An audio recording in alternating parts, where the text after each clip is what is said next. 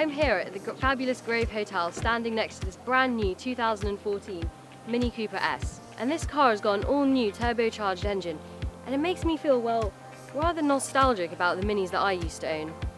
Let's talk about this. An eagerly anticipated arrival for 2014.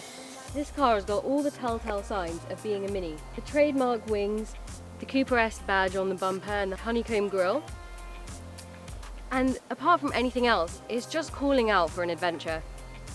Although there's not that many changes to the exterior, apart from a slight increase in the dimensions and a little bit more curvier on the edges, it feels like this car is staring back at you like it's the first real BMW Mini.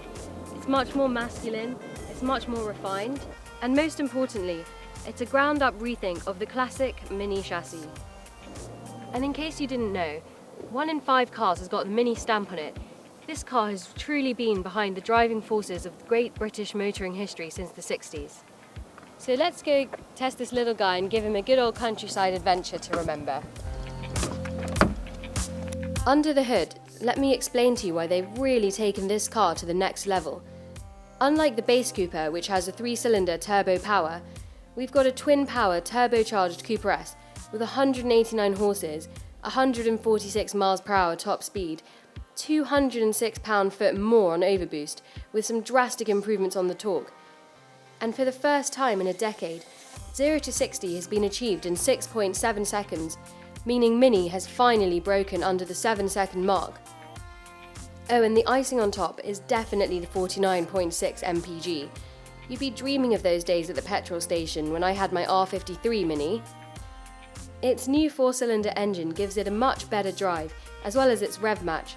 It was already fun, but now it feels even more fun, a lot faster and definitely more alive. It handles like a dream. There's even a visual on the centre console telling you that it's about to attain maximum go-karting fun once sports mode has been engaged. We're not too bothered about the other modes unless we're doing boring motorway or city driving. This car has always been compared to go-kart handling, and that's completely true, with the use of much more lightweight materials and an adaptive rear suspension which is much more aggressive, meaning sharper turns. It will go precisely where I point it. It feels much more connected to the road, and that's how a car should feel. Let's talk about what else has changed, and that's got to be the inside of this car. This is definitely by far my most favourite Mini cabin ever, considering how much BMW influence there is in the vehicle today. The first thing I'd have to say is that they've finally given up on trying to place the speedometer in the centre console, and they've put the speedometer where it actually belongs, behind the driver's wheel.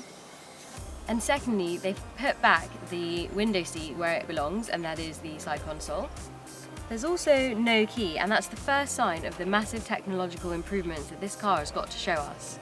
The new Mini also gets lots of features that you normally only see in its sister's BMW higher spec models, such as the touchpad rotational wheel, which syncs up to the iDrive, and it gives it a much more, sort of retro feel while still maintaining a sort of modern ethos.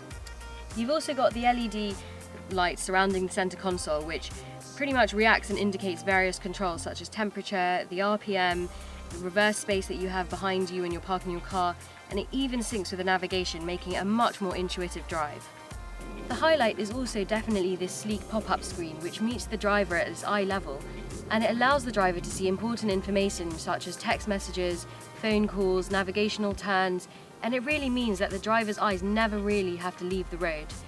And it also even comes with its own in-car app, which makes driving seamlessly fun. The base level Cooper S starts from £18,500, and we think that's quite reasonable for its category, considering you're getting top-notch BMW technology, and it's still cheaper by £500 than a Clio Renault Sport 200 Turbo or a Peugeot 208 GTI. So I think it's safe to say, if you're looking for a superhuman commute, it's time to make some space on the driveway for the all-new 2014 Super Mini.